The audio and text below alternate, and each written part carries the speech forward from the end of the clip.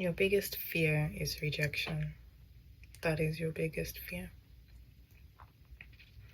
That's why you don't pursue the things that you love. That's why you overthink.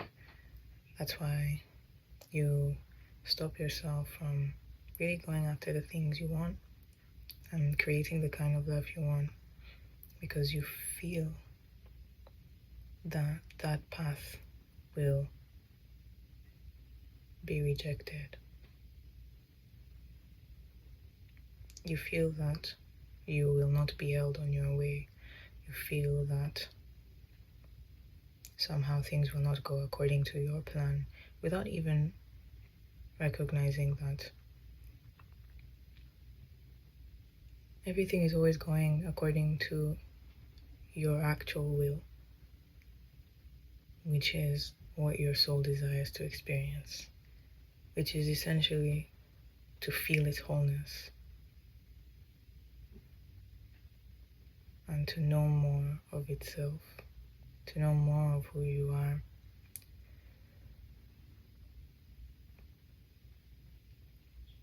To know your true powers,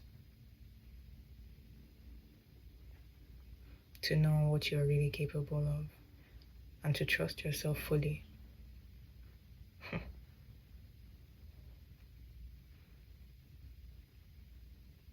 The whole point of life is learning how to be flexible with life, but being flexible in a way where you're still anchored in faith. You're anchored in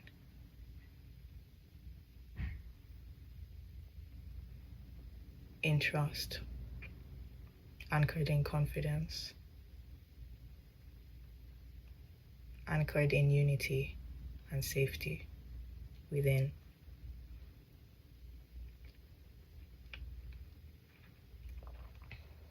I think if you approach life as something that is fluid, you swim through life, and as you swim, you swim here, you swim there, sometimes you swim back, swim forward, you move your body in different ways. It's like, that's kind of how life can treat itself. And our goal is not to tumble ahead with the waters. It's more so to learn its ways and flow with it, and not resist it, but find a way of working with it that allows us to stay grounded. And we do that when we are grounded within. If we aren't grounded within, then we tumble along. But when we're grounded, we have, even though we do flow and we are there, we have this kind of knowing that I'm still held. This is still me. All of this is me, and nothing can be taken away from me.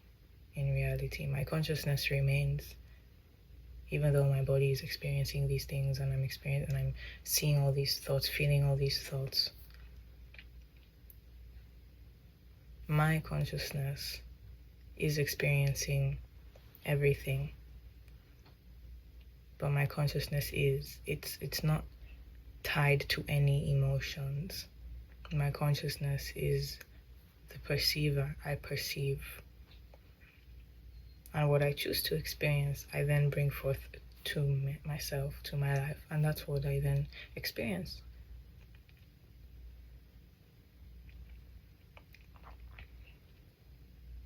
But in its totality,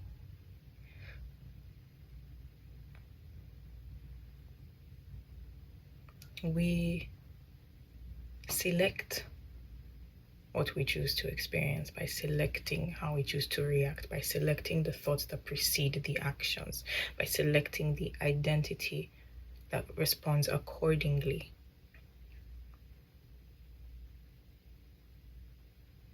Our minds act as the filter through which we get to experience what we choose. We always experience things. There's so much stimulation around us every single day, right? But our mind can choose to focus on only what it chooses, depending on what we are seeking and what we are looking for. So that's why it's really important to focus on wholeness. Focus on what enriches you. Focus on what makes you feel fuller, what makes you feel safer, wholer, again, held, powerful,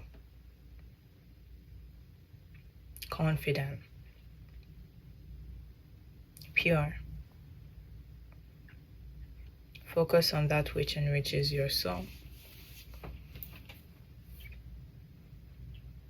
And know that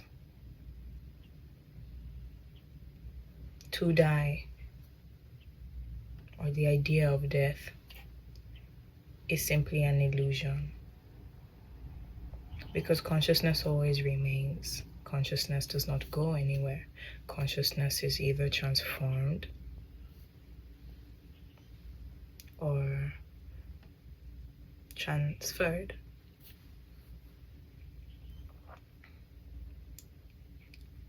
And so when we can know this about ourselves, we know that we are always existing. And if we are always existing, then we can have some safety to know that nothing in the outside world, no matter how much it damages us internally, no matter how bad we feel about it, no matter what kind of terrible emotions come up within us,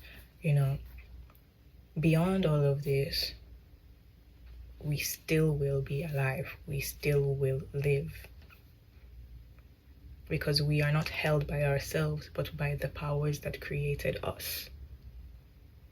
The power, the one power. God's power. God created our life, and God sustains our life, and God takes away our life. But that taking away is simply from the ego perspective. God may take away your vessel, but God does not take away your life source, your vital energy source, because you are made up of that energy which He created you with. So what I'm saying is that always God is here. So long as God is here with you, God remains with you, no matter where your physical body goes. And so, excuse me.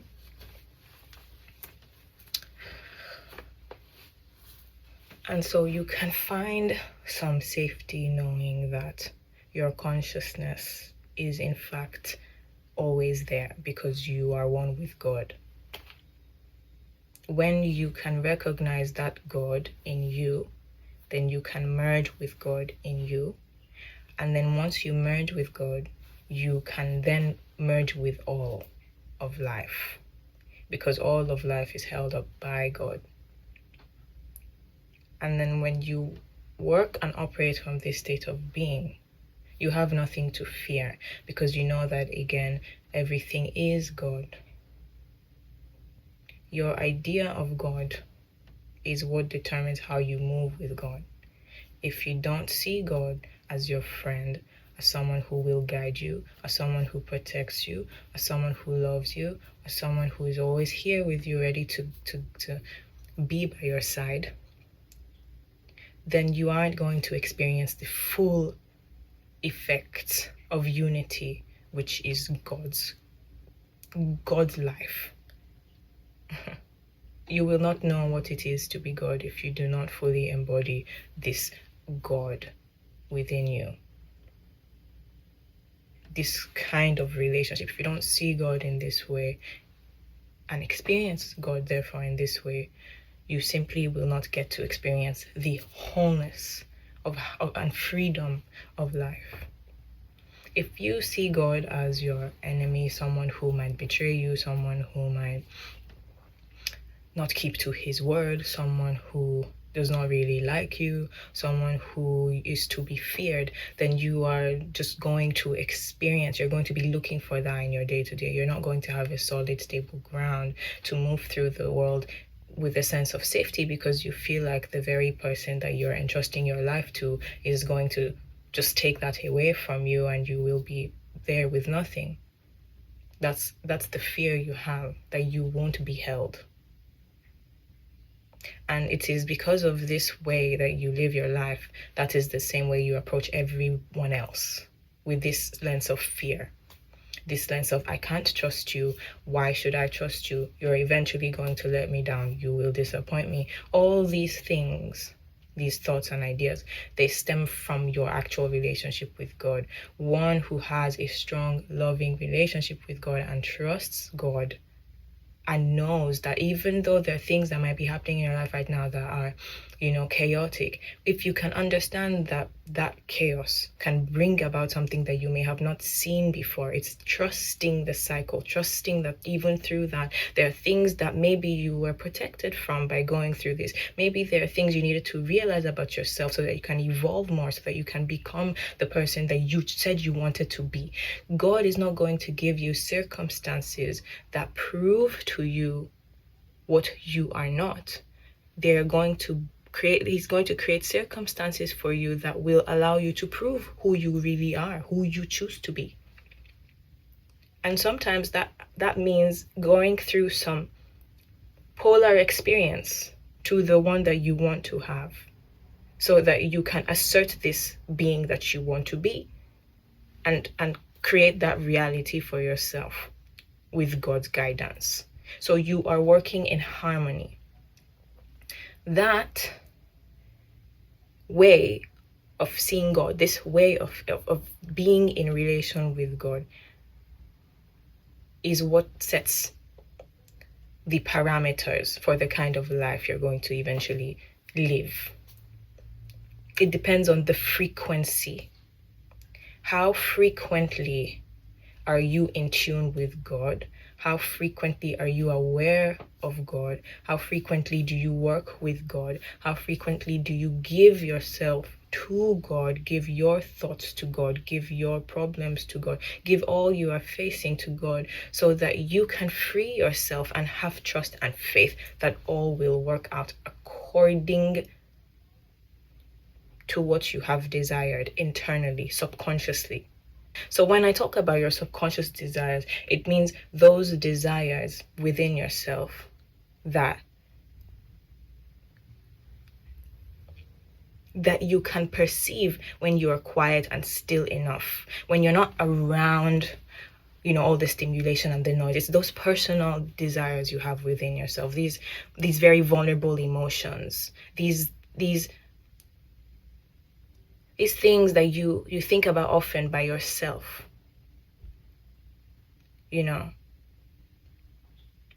those desires that come when you are in solitude with yourself. You would know that within, because every single day you come back home and there's no one with you, and you're just there in your room or in your office, wherever you are. There are things you can hear yourself think about. And those are the things that are subconsciously in your system. So it's important to identify what is within my system right now that I desire. And those desires can either be desires of, like, I desire to have this out of my life, or I desire to create this in my life. You will know because of how it makes you feel. Okay? So whatever you think about repeatedly as well is also how you can identify what you're subconsciously holding on to. Whether it's something that needs to be expressed or something that needs to be just released, And And so when you go through this phase of identification, eventually you will understand that depending on what you desire, there are circumstances that will happen in your life that will allow you to either express or release. Okay? And when I say express, I'm referring more to asserting. It's giving you the opportunity to assert your desire. And when I say release, it's giving you the opportunity to let go of the desire. Does that make sense? So, know that every circumstance in your life, depending on what it is you want, there will be an opportunity for you to actually experience this. And sometimes these experiences can be chaotic. Sometimes these experiences can be uncomfortable, but they are there only for your self-evolution and development. It is there for you to fulfill these subconscious desires. That is what it's there for. You need to know that at the base of all of this is growth. All the time we are growing. None of us, there's no living thing that does not grow. We are primed to grow. And growth, sometimes it looks like a sprouting, and sometimes that growth looks like going back inwards and relearning, unlearning, and then coming out again, going through the seasons. This is life, okay? This is our life. So it's important that through these seasons of life that we go through, we remain grounded and stable in faith to know that this too is part of the journey. But I will not beat myself up when this happens. Whatever it is, if it's an adversity or a challenge or a problem, you do not beat yourself down further. You allow the thing to happen, and you know steadfastly in your mind that this too shall pass. This is a phrase that I tell myself very often. This too shall pass. This too shall pass. Life in this physical realm is temporary. The things you experience in life are temporary. But your internal relationship to yourself is a permanent experience, because you are in here every single day of your life. You are here. You do not escape anywhere. There is no changes happening within your soul, because your soul is literally just always active. Like your body changes, your skin changes, things change, right? Hair, everything.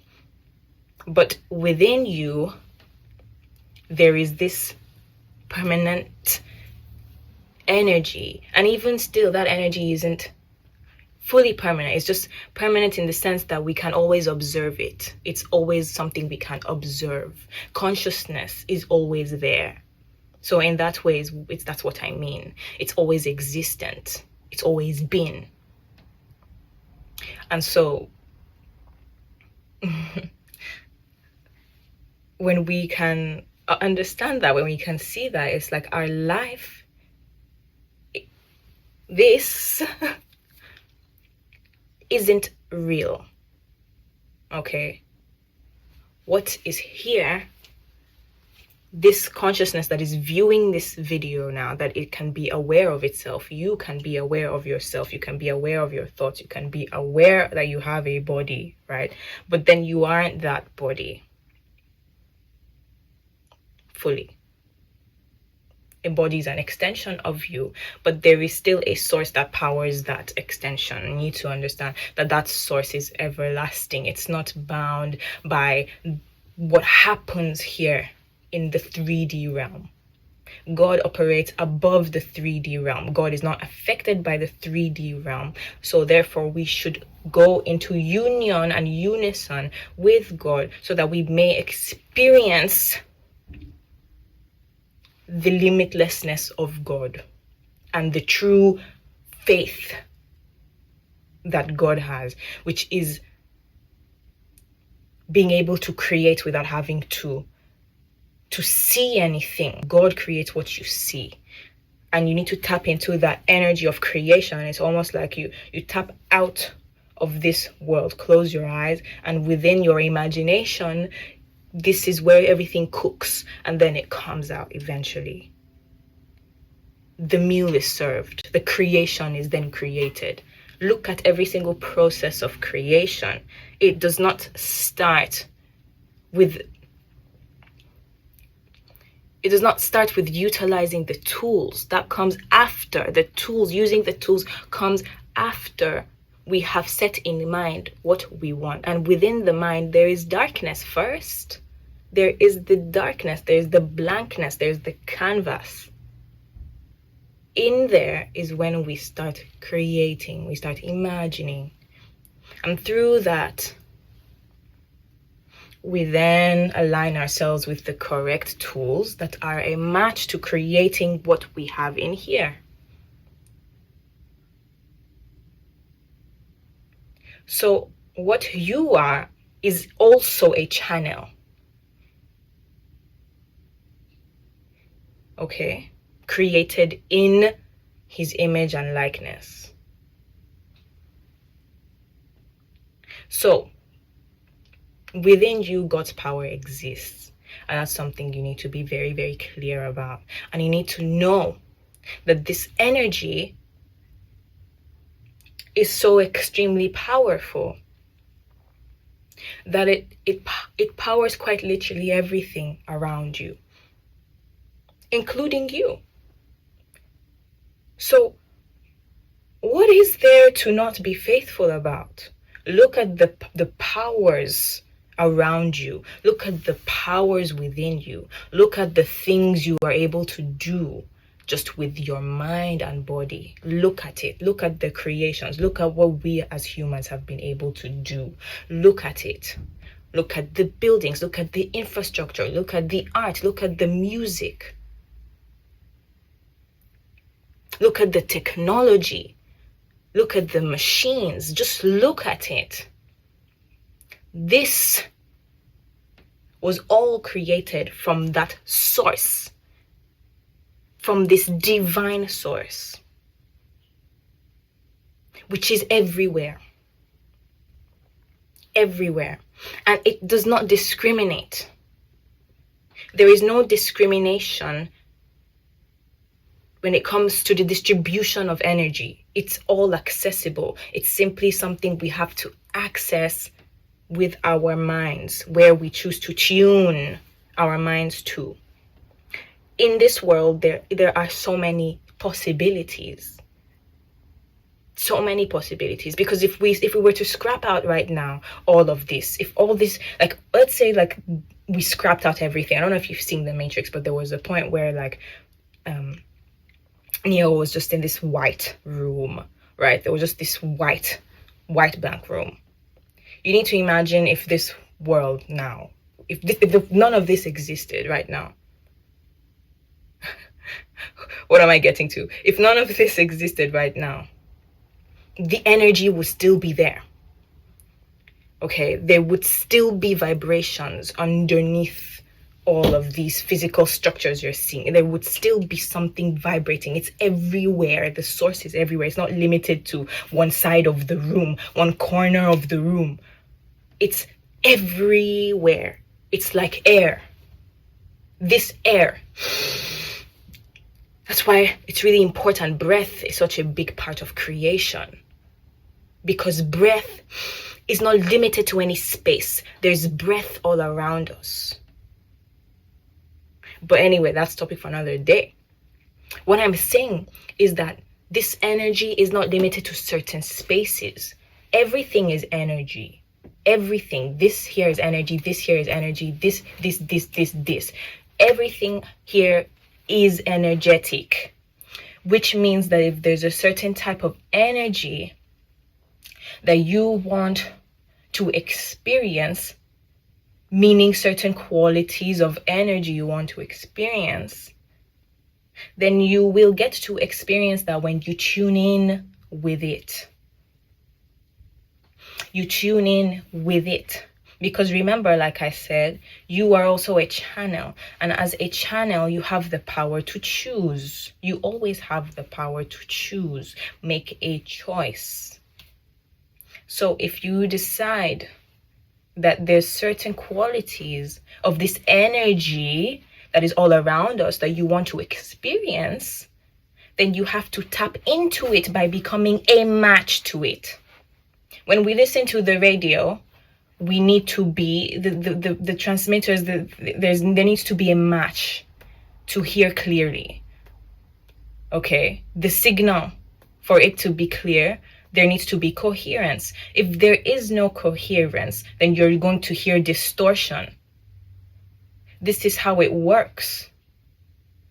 When you desire something, you need to be coherent with that thing you desire, which is why sometimes you have to experience things in life that will help you adjust yourself so that you are a match to the thing you want.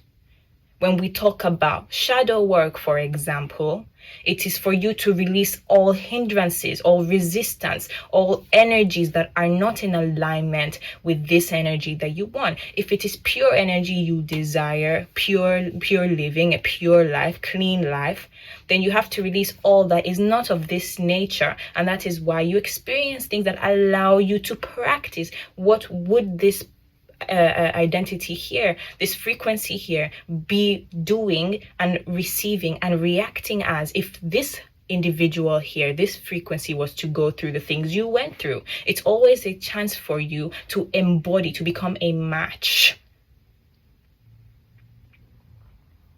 So know that God is in everything.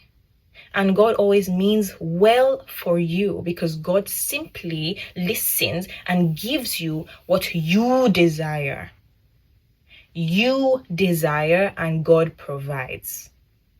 So desire what it is you desire and know that God is now working towards providing this thing you want. And there are things that will come up that will allow you to be a match. So when that happens, be grateful. In fact, be grateful now, because things are always in alignment with what it is that you want. Subconsciously. If you desire it consciously, it first stems from what it is that you subconsciously want. Your conscious mind works from what your subconscious mind desires. So, if subconsciously, let's say you want a healthier relationship, or you want more money in your life, you want to expand your wealth, then your conscious mind will then start searching for those things that will allow that to happen. Cool. So if it's a healthy relationship, you will be looking for experiences, people that match what it is that you subconsciously have deemed healthy. If it is more money, then you will be looking for certain people, certain events. You will open your mind to some certain fantasies that will push you towards that reality. Things will start presenting themselves to you because you will actively be looking for them. Remember how I said that our mind filters what we choose to experience, what we want to experience. We filter things out. So we filter based upon where our attention flows, where we focus. And when we focus, there needs to be a starting point for the focus. And the starting point is always from subconsciously, our subconscious thoughts. Our subconscious thoughts powers our conscious thoughts, which powers where our focus goes, powers where our attention goes, powers all of that. The sustained attention is the focus. And that continuous focus is what eventually leads to the materialization, or us finding the materialization of that thing that we have desired. There is nothing we have to really create. God has created everything already. God was already here, created everything.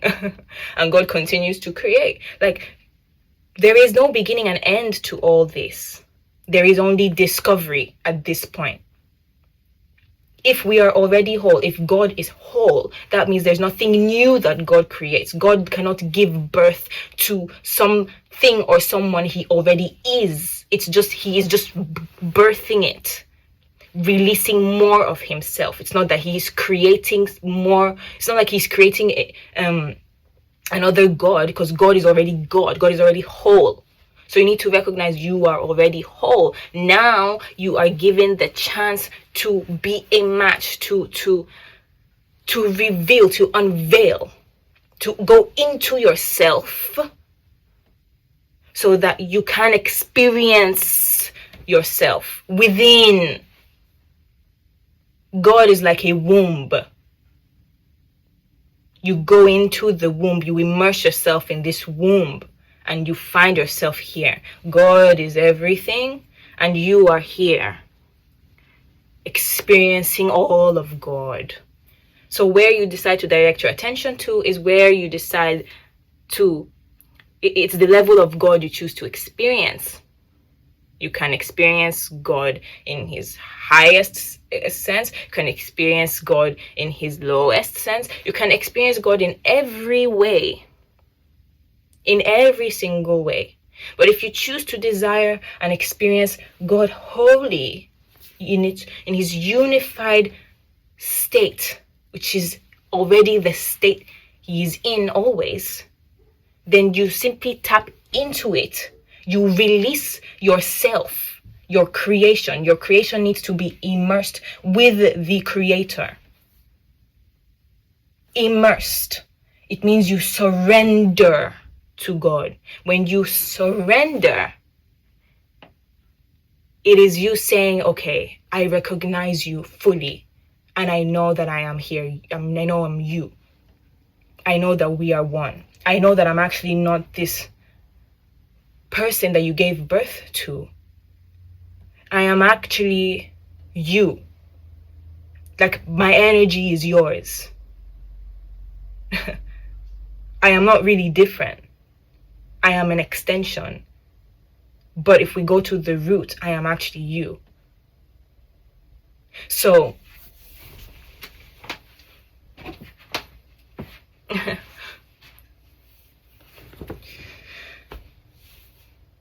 so in that way, unifying with God is releasing any form of restriction, limitation,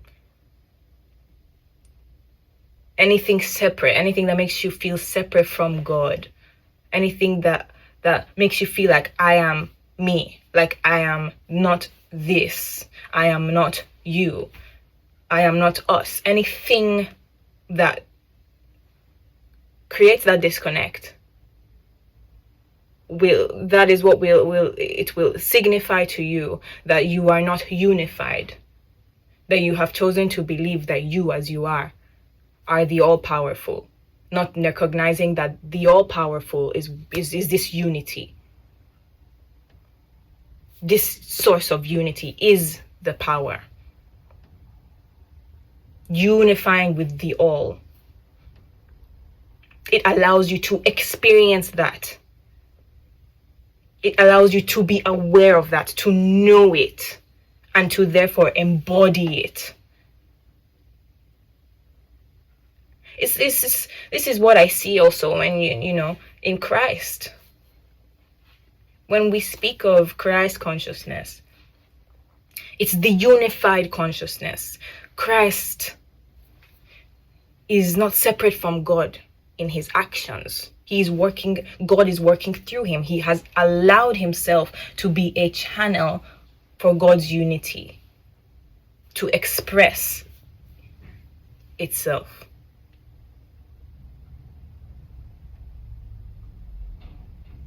So that is what I'm coming to see more and more. Your level of consciousness is determined by your relationship to God, to you, to everything, to what is known and unknown. What is unknown is simply immaterialized reality. And it is in this level of immaterialized reality where creation occurs, and that is where God is always, in the immaterial things. God is not in the material things. God creates the material things, but in his working progress, when he's creating things, there is nothing there yet. He brings it to life, but he works in that realm of the unknown to bring through the unknown. So in other words, the known is the unknown, because it is in the unknown that the works are already happening. So to know to know is to not know. Does that make sense? To know is to not know. And when I'm saying to not know, remember, I'm talking about this physical realm. One is not creating in the physical realm. They are creating in the non-physical realm. And therefore, from that non-physical realm, the physical realm is then projected.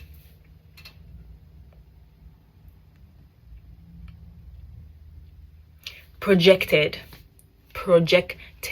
We are projections. Everything we do is a projection. I extend my hand, that's a projection. I paint, that's a projection. I sing, projection. It's all a projection. Movement is also a projection. We are projecting all the time. But the realm of creation, it is in that realm where things actually are occurring. In this realm of this unknown, in our minds, in what we choose to connect with, what we choose to let sink into our systems. It is in those things we do not see that eventually they project themselves. And we talk about emotions. People cannot see emotions. People can feel emotions. They can sense it, but it comes from within, and then it's projected out. But before it's projected out, it's experienced internally. And we talk about rage or anger. Those are projections of feelings that already were planted in here. So in other words, God is always planting seeds and creating seeds here that we can then choose. We can choose the fruits we want. We can choose the veggies we want. We can choose the herbs we want. Take that into our systems. And then those systems, flowers, seeds, whatever fruits, they can then grow through us. They can then sprout. So that's why I have to be conscious of what thoughts am I allowing? What seeds am I planting? What seeds am I taking and allowing to grow within me? So important, because you always have a choice to choose. Which one do you want? What seed do you want? What meal do you want? What drink do you want? What house do you want? What clothes do you want? What hair do you want? You have an abundance of options to choose from. Not only in the physical realm, but in the mental realm as well. The spiritual realm as well. In every level of your living, there are choices to be made. And you become more and more conscious of the choices, the options, the more in tune you are internally, the more you have a sense of ground and stability so that you can choose coherently, so that you can hear yourself well and know what are my subconscious desires. When you get to that point of knowing, identifying, it means, to get to this point, you need to be vulnerable with yourself. You need to be able to look at the things that you haven't looked at for a long time. Things you've repressed, people that you've chosen to block out of your mind, experiences you've chosen to block out. All of these things contribute to the quality of your life because your subconscious desires are rooted within these experiences. If there's something that you go through that you don't like, subconsciously, what you will desire is to release that or to express yourself, to assert yourself. You need to know that whatever desires you have, they come from some certain experiences that you either have not felt fully in your present life, or you have felt in your present life and you either want to have more of them or you don't want to have more of them. It's just this awareness is so important, to know yourself, to know where things are coming from and understand, are these desires coming from a place of my trust in God, or are they coming from a place of my distrust in God? And when I talk about God, I talk about everything. God is not a person. God is everything. That includes people too, but understand me, the source is limitless. The source is in everything. Okay? So you should recognize, like I said, God is also within you. So are you doing this from a place of trust in yourself, from trust in people? Or are you doing this from distrust in yourself, distrust in people, distrust in God and God's creations, God's abilities, God's wisdom, God's life, God's way of work, God's creative process. You know, everything that you can describe is of God. Everything. Because God is the one that powers that. God powers my mouth to speak. I am not speaking. God is speaking. Understand that. The energy here, I give it all to God. As many musicians do, if you hear them. Many musicians who are very in tune with what they are projecting, they give it all. All the credits go to God. Because God gave them the idea and God maintained that idea and God projected that idea. What we do as humans is to make sure that we are in alignment. And I think it's important for me to distinguish this. I'm not saying that you are little. I'm not making you feel inferior. That is not what I'm talking about. When I talk about humans, I'm talking about this sense of separation. This identifying yourself with your body and not understanding that this is God too. You are God. It's not to make you feel like God is above here and you are down here. No. You are of God. You are God. You are God's creation, but you are not the creation. You are the creator. Within you, the creator is here, living in you. Not here, not there. You don't get to heaven. Heaven is within. God's energy is within. So what I'm trying to tell you is not to be limited by what you are seeing here in your form as your formation. meaning as your body, as this mind, as this creation you're seeing now reflected in the mirror every day. This limited version of you is not all of you. Okay, there is a source that powers your nervous system, powers creates your skeleton, creates your brain. There is a source much more powerful than that. So you can't possibly identify yourself with all of this. You must identify yourself with the creator that even created this in the first place. No scientist can tell you what you are made up of. Okay, people can only tell you what they know about themselves through discovering themselves, meaning they can discover the biology, they can discover the physics, the chemistry, they can discover what is already there, but they can't tell you what is before what was there, because all you know is what there is now. You cannot know what you don't know. Does that make sense now? All we do is always discover. We aren't really learning more, because we have already been created in the world. It reminds me a little bit of like the Bhagavad Gita. There's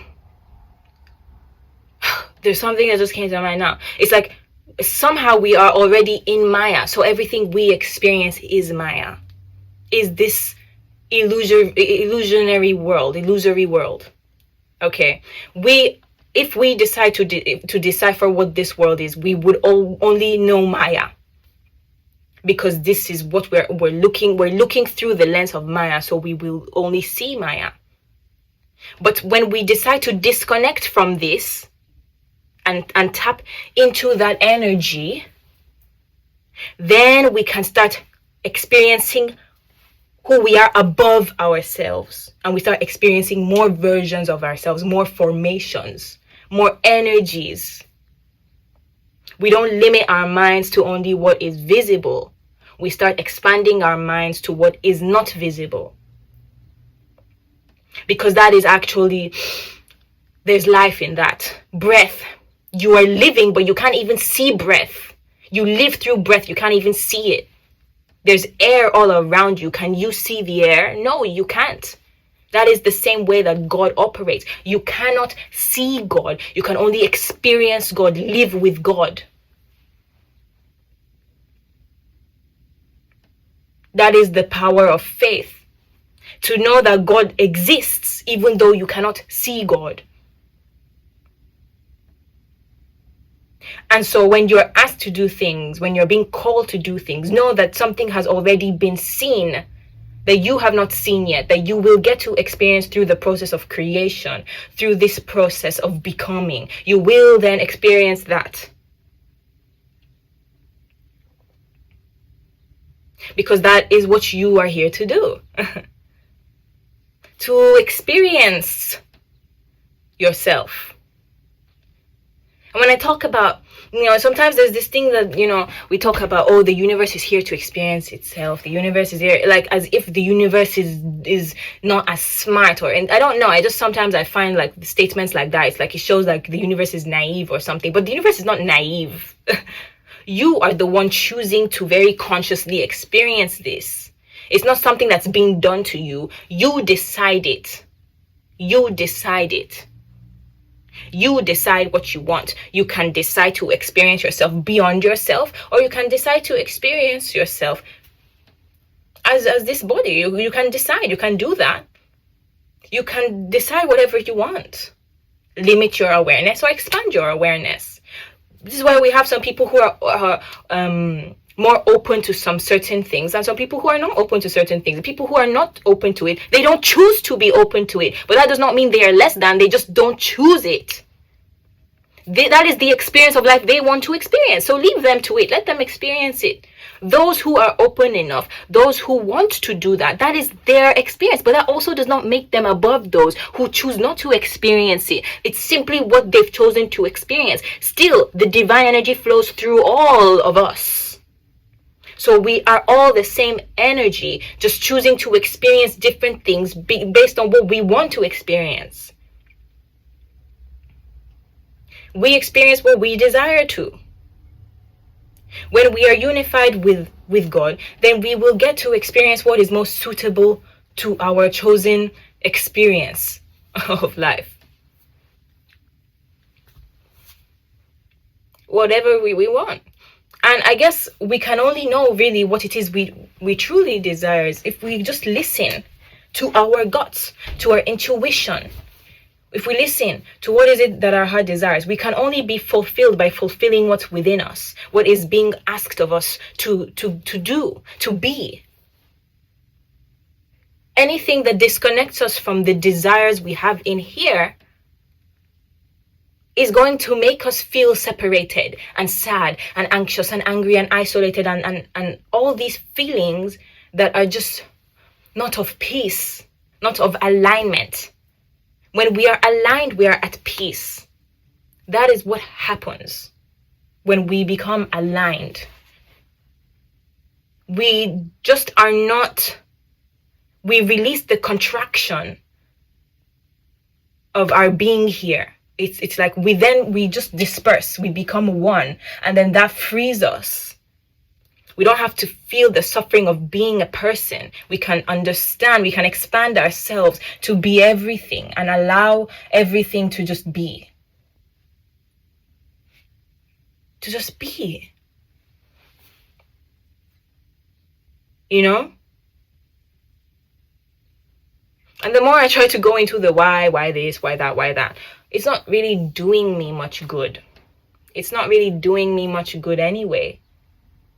All I know is what I feel. And what I feel, that's what guides me to where I go. It's the feelings. Your relationship to God is a feeling. Do you feel safe with God? Do you feel like God is your friend? Do you feel like you are partners with God? Do you feel like God is here with you? Do you feel that? Friendship is something you feel. It's an experience of feelings. How do you feel around someone? How do you feel with someone? Everything boils down to feelings. Feelings we cannot see. Feelings, that's where the creations are. We simply all tune into feelings. Your ideal self is comprised of a series of feelings or some certain codes of emotions that you want to tune into. That when you tune into them, you are them now. But when you sustain it long enough, that just becomes part of your entire experience. Doesn't become part of your experience, something you temporarily experience. It's something that you are grounded in. It's in you now fully. It's like autopilot. This is who you are.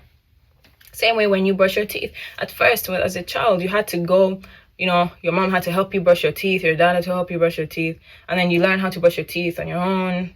Eventually, you had to, sometimes you didn't want to do it, sometimes you did.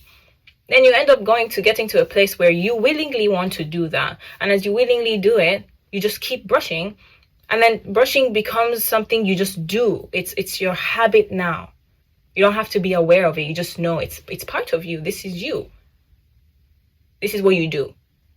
And so with every single process, anytime you want to align yourself with a certain desire, know that within that process of alignment, there is a process, there is a development there. But it's already done. You just need to align with it so that is part of your second nature. This state of being, this way of life. That's why we practice, we train. The training, all these things, is just for that to be part of your second nature. This is part of from formation to creation. Or from creation to formation. So that the immaterial becomes materialized. There is a process in everything. That's why you have to also be graceful with yourself. I know that God works in processes as well. God works in processes as well.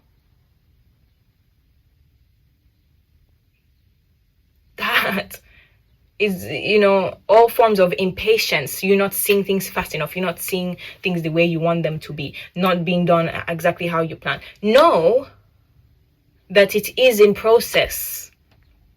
Know that it is in process, and maintain your training. Maintain your training. Maintain it. Because as you maintain it, it will be formed. When you look at athletes have to go through that every single day. It's always mindset, staying in form, staying in shape, staying in character, doing the things they need to do always. It's a training. You do not become great at a certain sport by not having to go through the process of greatness. The process of greatness is a training, like with everything in life. But that training is simply how much can you tune into the one identity, the one consciousness that is already living that life, that is already great. It's tuning. It's always a thing of, this is me now. This is me now. When you see athletes talk to themselves, when you see them give themselves the affirmations, when you see all these things, how they pump themselves up before they go run, before they go score a goal, when you see those things, it's them aligning, always making sure they're mentally aligning so that becomes their creation, so that they create to get to this point of, this is my solidified nature now. You think that the athleticism is only physical, training your physical body? No. It always starts with your mental. When we talk about Kobe Bryant, and we remember that point when he was low in his career and he called himself Black Mamba. He decided to join the Black Mamba identity. When that became his identity, things started shifting. That was when he had one of his most successful periods in his career. Was after that shift in identity. Go check it out. Once that identity was formulated,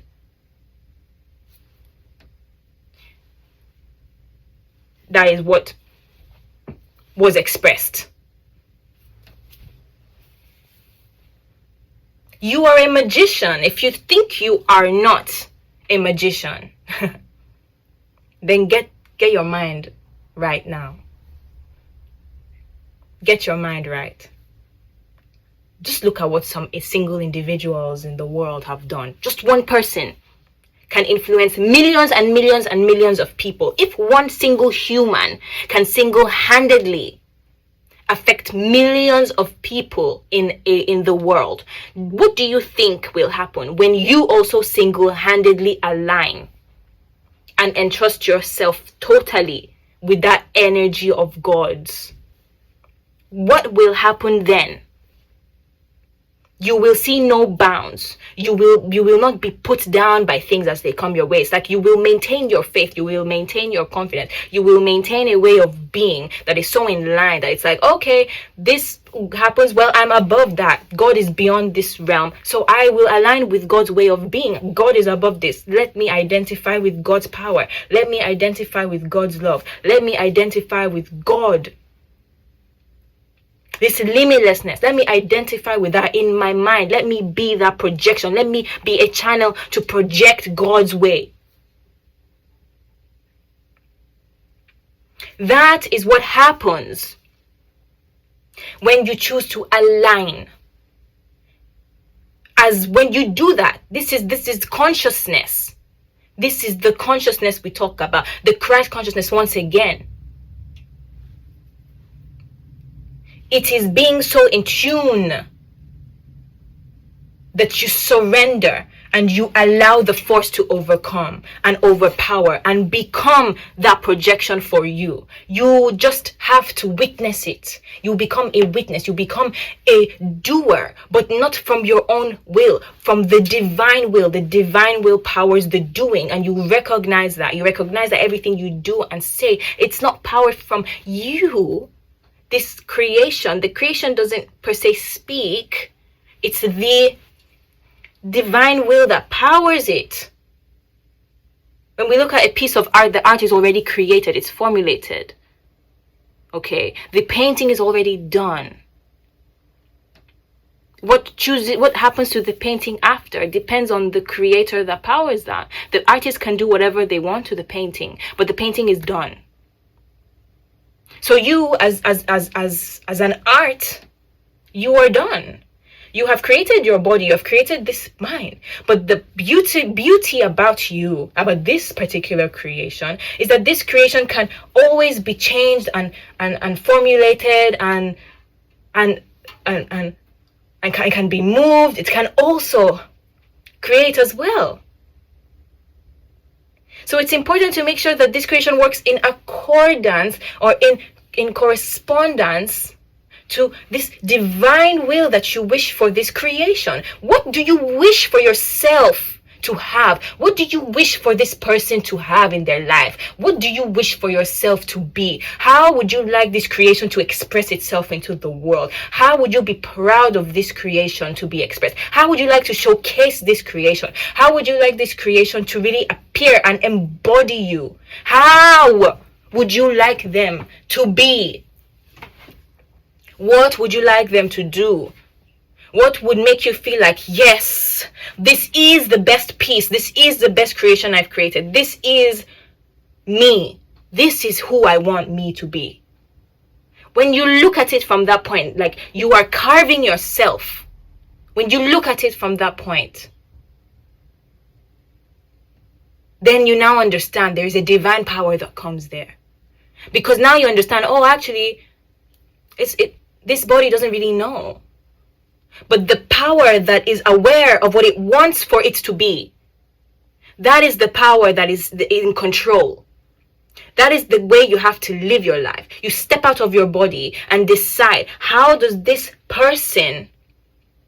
I make life for this person the best life possible? How can I do this for them, in service to them? You have to serve yourself. We talk about serving yourself. This is what we mean. It means understanding that there is this divine power you have to influence this way of life. And as you influence this way of life can extend forth and help and elevate and influence and encourage and way show to other entities, if that is what they so desire. Either way, as expressions of God, they are an expression. And there are many expressions of God. Nothing in no one and nothing is better than. There is just how much is this particular field here expressing. How much energy is in this area of the room. In this particular corner, in this particular side. What is the energy there as you move from one place to another? Sometimes there might be a lot of energy in one place, and there might be some more, sparse energy in another. There can be more dense energy. There's all types of different energies. But at the end of it, the full creation itself, it is a whole. No matter what the frequency of energy is like in one area or the other, there is eventually, well, not eventually, in itself, everything is just good as it is. It is whole. It is unified. Whole and unified. And we have access to anything we want. The energy itself is pure. It's pure creation. How we choose to embody the pure creation depends on what we choose to channel our minds to, channel our souls to. Where we choose to go is based upon where our energy flows, where our attention goes. We can choose anything. I can choose this house, can choose this house, can choose this house, I can choose this house. I can choose where I want to be. You can choose it. But know that from the moment you declare it is the moment the creation starts, the moment the seed is then planted. Well, the seed has already been planted everywhere. It's just that you now choose that seed, you align with that seed, and you let that seed start growing within. So you cultivate, you're a cultivator. You cultivate things. As you cultivate things, you let that sprout with your continuous embodiment. Your continuous embodiment.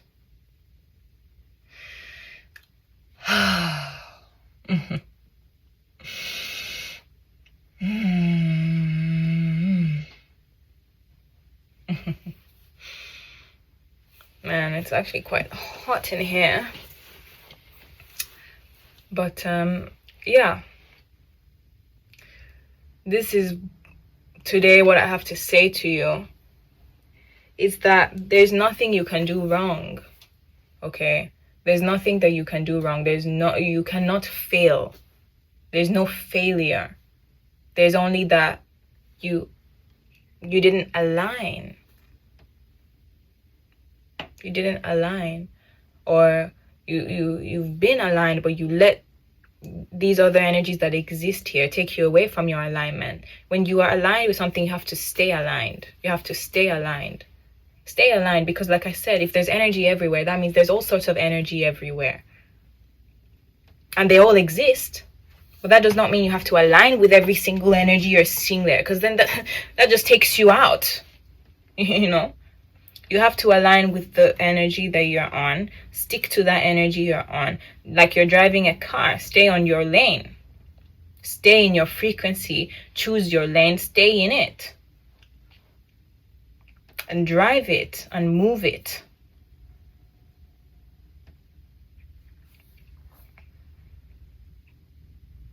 That's all. There is not much to this, aside from knowing that you are here. You will always be here. And you are guided. Because you are always getting what you want. You will always get what you want. You will not be abandoned. If something does not go your way, it's not going your way because there's something out there that it's opening up for you. This is the process of creation.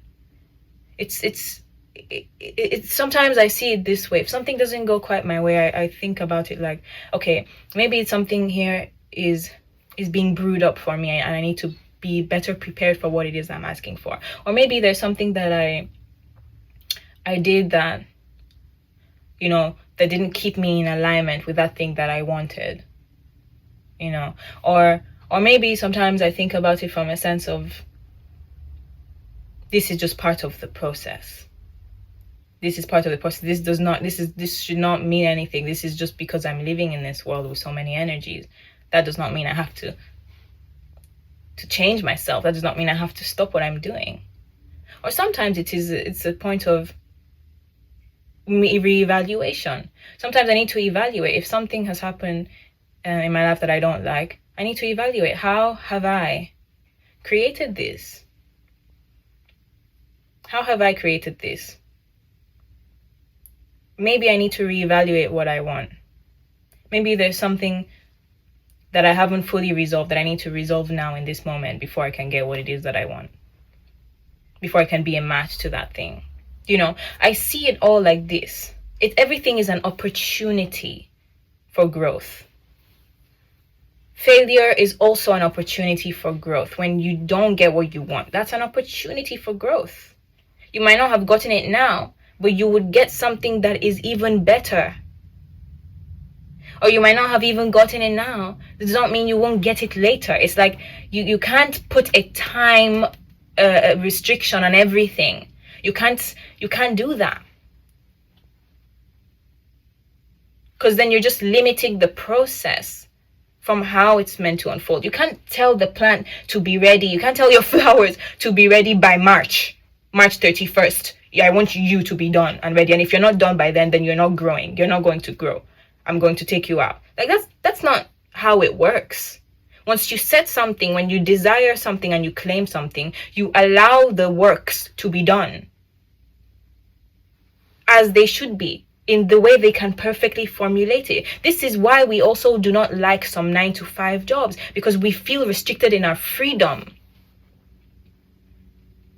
This is why we don't like people who control us, because they restrict us from our freedom to be and to do things in the timing we can get them done, to do things in the way that they best naturally flow to us, in the way we can, in our own best timeline. So if you don't like other beings doing that to you, you don't do that to your own creative process.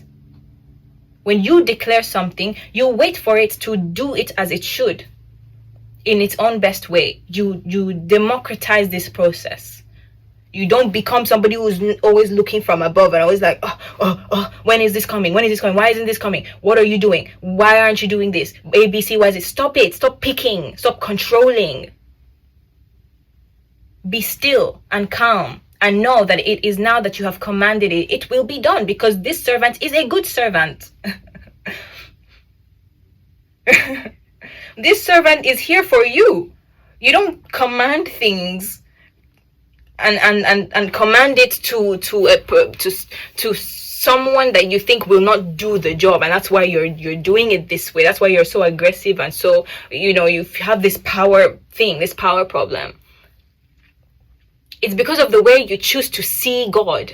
Like I said in the very beginning of this video, if you choose to see God as a friend, as someone who genuinely cares for you and is genuinely here for you, then that is the partner you've chosen to walk life with you. And that is the partner that will help you and will serve with you accordingly. So the relationship, like I said, that you have with God is what powers everything else. That's why when you command something, you command it and know that it's on the way, because this relationship you have with God is one that is friendly. There is obedience. There is care. There is love. That is who you're working with. You're not working with someone who doesn't like their job. You're not working with someone who's just eager to leave, eager to wants to go backstab you, wants to go do things against you. That's not the kind of God you're working with. That is not. Employ your employee and work with the right employee. You create this person, and that's the person that works with you. Like, if you want other ways to view like this relationship with God, you can view it like this as well. God is of service to you as you are of service to God. You are both a team. You are united. God is not here to control you and make you feel like this. There's no fear there. Having a fearful relationship with God does not allow you to be open and in a harmonious relationship with God. Partner with who you really want to be partners with.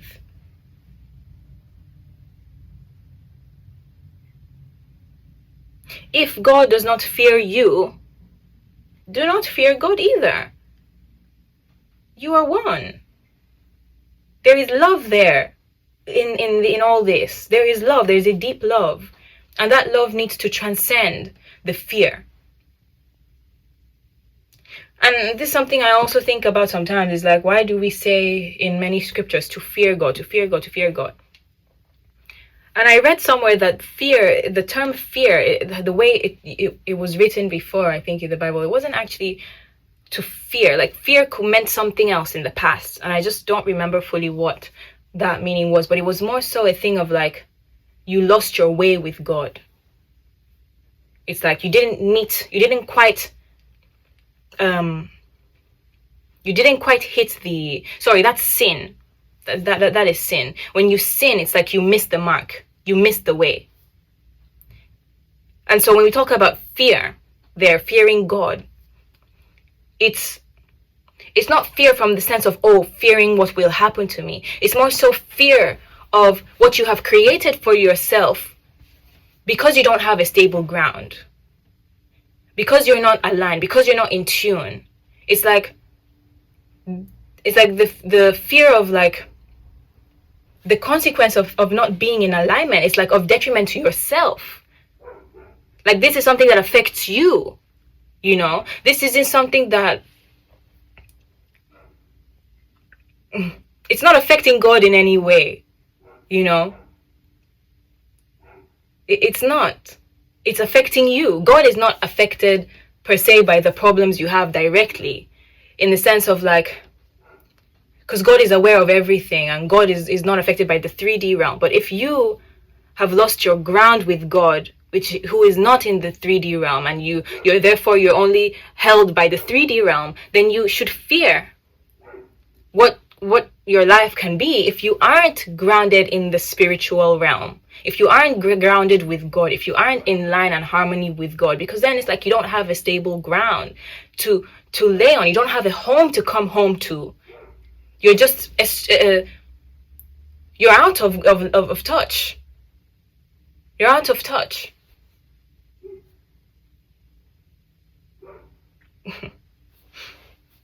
There is no center to come back to. So that's what you fear. Fear it for yourself. You're not here to impress the teacher. You're not here to impress God. God does not need to be impressed by you. God is already impressed. God created you. God has nothing to be impressed about. Like, you as you are, you're already impressive. You're an expression of God. So the fear is not like God is not scared of anything. There's nothing for God to be fearful of. But this is for you. This is for your system. It's like fear what it is that can be when you don't have a stable ground. It's like when a child is suddenly like is strayed away from their parents in a supermarket. In a big supermarket, the child goes, plays around, and suddenly they don't see their parent, and then they cry out for help. They're like, oh no, where's my mom, where's my dad, where's my parent? You know, they go into panic. That is the kind of fear that I feel is being discussed. Fear what will happen then when you've lost connection with your parents. Because anything can happen in this world. Like, there's no grounding, you know. There's no grounding. If you aren't grounded in something, it's like you become empty.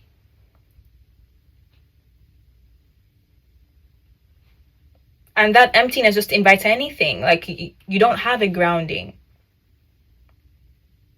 You want to create a space for yourself that is full of God in you, full of the recognition of God in you, full of God's love in you.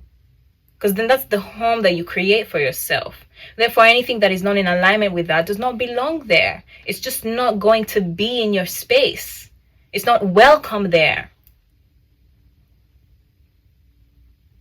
So you need to create a welcoming space for yourself by being immersed in God's love, being immersed in knowing that God is here with you, always knowing it. You just have to come to know it and come to live it. It's a way of life.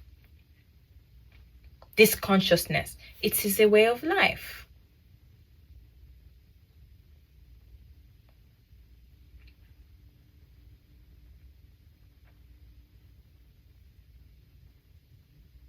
So that is what is meant by this. When you have missed the way through, you know, when we talk about sin, it's like you've missed the way. You just missed the way. You can still get in line. You still have an opportunity to align yourself. You always have the choice and chance to do that. You have the choice to do it. You can renew. You can renew your mind. Always you have a chance to renew yourself. Because all you have to do is switch between consciousness. You decide the consciousness you choose to have, and that becomes your reality. You can switch what does not serve you with what serves you. You can do all these things because, like I said, you are a magician, you are an alchemist, you can alchemize, you can create. You have all of this in the palm of your hands because you're not limited to anything. You are limitless. You are the ultimate. So if you are in that way, living your life, you can embody whatever you choose. It's your choosing. I don't need to tell you what does greatness look like. What does greatness express itself as? What is greatness as a being? You will know for yourself what that is because you are already aware of it. You are aware of everything. You're not a dullard. You're not truly ignorant. You just choose not to focus on the things you choose not to focus on. That does not mean you're not intelligent. That does not mean that you aren't aware. That does not mean you don't understand me. You just choose to not align with it. It's a choice. It is a choice. There is nothing in this world that we just don't know. We know everything. It's just that we choose what we want unveiled to us. And those that choose it are the ones that experience it. Like with everything in life, everything you experience, it comes through invitation first. You can't be forced into something. You can only be invited to it. And when you lock yourself and align yourself with that thing, that's when you've chosen it. You are free to reject what you don't want to experience, and you're free to accept what you do. What you do want to experience. You have the choice. You have the power of choice. In that sense, you do. You can choose it in stillness. In the state of stillness, you can choose. In the state of non-association is when we choose. You cannot choose something so long as there is the ability for you to disconnect. Like if you don't have the capacity to, or if you don't allow this little window of self-awareness to play out, you won't be able to choose. You need to know that at every point in time, there's always this little gap between your physical body and the spiritual realm. And still, the spiritual realm is everywhere, right? But I'm trying to say that your identification with self, there's always this little gap there. That's what gives you the ability to choose. It's in that moment, that window of choosing, that you can then choose how you want to express yourself. It can be very little, it can be very subtle, but it's still there. There's still a gap. You still have that time of processing, that time there. That's when you can, that's the window you have to align accordingly. Nobody ever just does things. Like, no matter how, no matter how fast it may seem that somebody switches from a 0 to 100, they still had a choice to make before that happened. Or when someone goes to go save someone, they had some seconds. They had, even if it's less than a second, they had that window of choice to make. They always have that. We always have the ability to choose. We don't just, we don't just move things and say, oh, we didn't have a choice, or this is just what. We had the choice to say we didn't have a choice. I'm sorry, but this is just the reality. I'm trying to explain to you that you're a very smart person. You're a very intelligent person. You are not someone who's just carried away, like, however. You have a choice.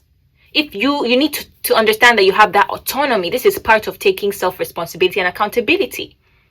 Is to know that you have that power in your hand to choose choices that are either in line with you or not in line with you. If you are in a certain situation where, you genuinely, like, you feel contracted, you feel like, oh, wow, I don't really have much here to do. Well, recognize that was what you experienced, and then you decided to choose the choice that you thought would best benefit you in that situation, or your family, or whatever. You had the choice there to make based upon your choosing.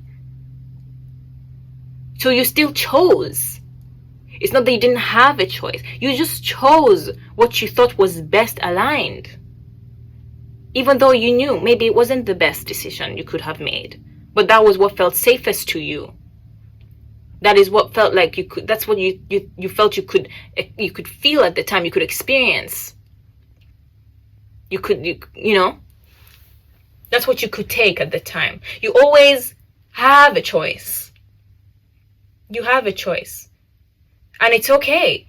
Even if that choice wasn't the best representation of the kind of choice you could have made, you still have the power to make choices that can take you back on track. You know, you always have that ability. Sometimes I think about it from, like, when people go to prison. You don't go to, you know, a lot of the Western prisons now, it's very different from what you see in, like, Finland, for example, I think.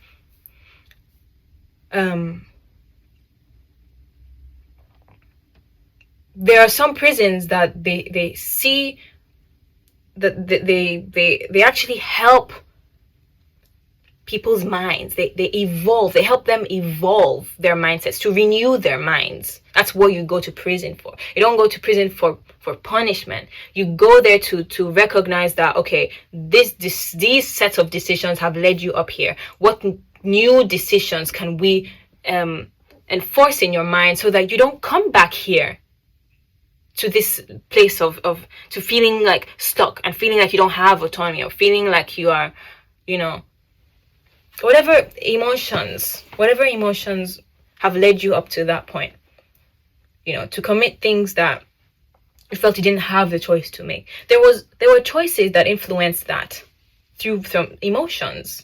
Their emotions influence the choices that we have. Until we come to a place of stillness, then we can experience all emotions as they are, and then choose what is really in best alignment or representative of this kind of ideal life this ideal identity that I would like to embody in the world. There's always that gap there. But we always have a choice. We always have the ability to renew, to come back to ourselves, and to create a life anew. Baptism, you know, we surrender ourselves, we come back afresh. We have that capacity to do it every day, not just through these special occasions. We can create special occasions every day by what we declare to ourselves, by the kind of union we have with ourselves, by the way we choose to honor ourselves and to renew our minds. And in this process, it's a vulnerable process, and we have to accept the vulnerability that comes with that and do it privately or with people that we feel can also hold us and support us through this. The problem with most of humanity is that when we're going through these vulnerable changes in ourselves, and we're renewing our minds, like that, it's like we're planting the seed there, the soil, you know. We're still building things up, you know, the foundations, they still have to be laid right. We fear that people will destroy that for us, that we won't have the support that will allow us to flourish. And that's the problem with most of us, why we don't, you know, post ourselves online as well, why we don't say some certain things, or why we don't stand up for ourselves, because we feel like, you know, as we're enforcing a new mindset, their force, their energy will be more powerful than ours. But the reason why you feel this way is because you don't feel like you are held by a bigger power. You don't feel like that bigger power is with you. You still feel like you have to do it all yourself. You still feel like you're small, like you don't really have that power. But you will gain more confidence when you decide to rely and work with this infinite source of power that is always accessible to you. Always accessible. Always. God does not discriminate. God's power is everywhere. God's power is in all of us. We all have blood running through us. We all have a nervous system that is here. We all have bones, right? We're made of the same materials. So we are not limited in that way. We're not different from each other. We might look different in appearances, but within us, we all have cells. We all have neurons. There's things working within us that we don't know, we can't see, but it's there. It's there, as above and so below. You know, we are one in this way. It's your recognition of that allows you to assert yourself. You say what you need to say because God knows what's up. Do what you need to do because God knows what's up.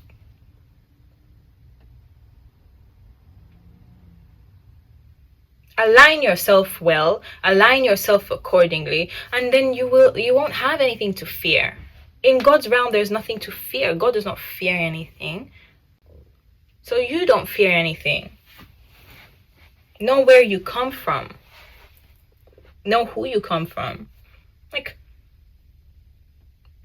So problems are just the things you occupy your mind with. They're just, if you compare them to the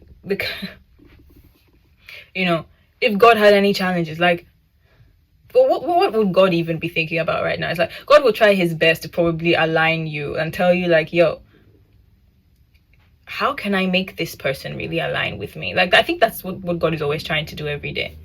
How can you listen to what God is saying? How can you be aligned with God? How can you understand that God is not here against you, or not trying to do something here to destroy you, but he's trying to align you, trying to keep you close, trying to reveal to you something that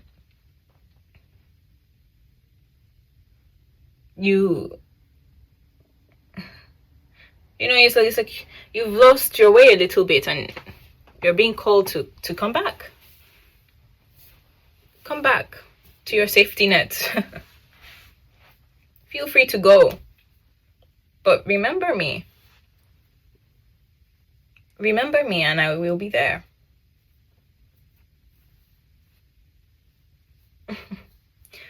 Sometimes I also think about it like, all this happens, but it's all God anyway. It's all God anyway. And it's like, even this idea of like separation is like, this is God still. God also does this. But it's like that's the beauty of everything. That's the beauty of it all, is that at the end of the day, we are held by an actual grounded source that knows what it's doing, that is complete. If we just ground into that energy, into the original creation, to be the player of the game, who sees the game, but does not have to interfere with the game. If we can get to that point, we can be anything we want. We can choose to be the outsider looking in, or we can choose to be in and sometimes recognize the outsider. We can do whatever we want to do. We can do whatever we want to do. But again, just to round this up right now, everything I want to say, there's just one last thing I want to say here, is that God truly is within you. God truly is within you. It's a matter of recognition and alignment. That's truly the main goal. There is nothing in life that we have to do but be faithful. Faith is the driving force of life. Faith is the greatest challenge of life. Everything we go through, it's simply a challenge of our faith. How faithful can we be to God? How much faith can we have in ourselves? How much faith do we have to do this? Faith is so vulnerable, because faith requires you to see, to trust in God's way of creating, which is not to have seen it physically. It's to have known it, to see it mentally, to know that God has already desired for something in this mental room, in this room where all creation happens. God has already imagined. And that imagination is what is then projected to you. And then you have the power to release that. All great things come from great imagination. And all great imagination comes from a great imaginator. So when you align yourself with God and you have faith in God, you have faith in the Creator, you have faith in your friend, in your partner, and the one who is always here with you, always accessible, always ready to work with you. When you decide to partner with God and see God is your friend, God is here and wants the best for you just as much as you want the best for yourself. When you see God in this way, life will be a lot more blissful. You'll understand like these maybe desires that you had previously that came from a place of fear.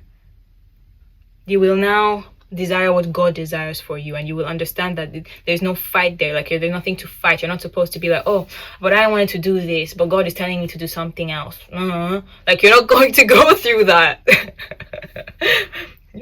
Because you understand like what God wants for me is what I want for myself. So why wouldn't I listen to what God wants? Why wouldn't I align with what God wants? Why can't we partner and do this together? Let me entrust in you and let me hear you out. Let's do this.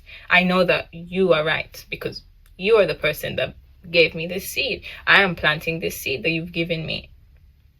So I will adhere. Why not? Let's see how your plan will come out. Let's do this. Let's experience this. Let's work as a team. Let's go. That's the way. That's the way you're going to move. Tag team. That's how you should live your life. Accept God in this way.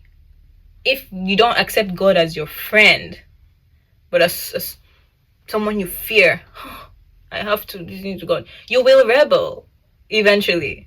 Rebels are people who don't like to be feeling like they're controlled. So if you see God as someone that you have to adhere to because he's controlling you or because he has the power to control you, of course you will rebel. Of course you won't do what God is asking because you don't even think God is on your side in the first place. But when you see that God is here with you in partnership and wants to be here with you in partnership, then you will live a life that is in partnership with God. And that will be your experience, your lovely, beautiful experience. And your hands will be held. You will be one. And you will be an embodiment of the divinity of yours. So, hopefully, this has given you something to reflect on, and you can go about your day with some more peace and calm. Because that peace and calm is everything that you need to have right now for life to project itself in a peaceful and calm way. Don't fight yourself. Don't fight God. Learn to understand the way God works with you. Hear yourself out. Talk to yourself. Speak. Communicate. Unveil what's in your mind, and then you'll discover more of yourself, and then you'll be able to differentiate when something is coming from this creation and what's coming from the Creator. You will be able to distinguish and know. And gradually you will align yourself and enter this state that is, like I said, second nature to you. You are now fully embodied in this consciousness of one. All right. Have a lovely day.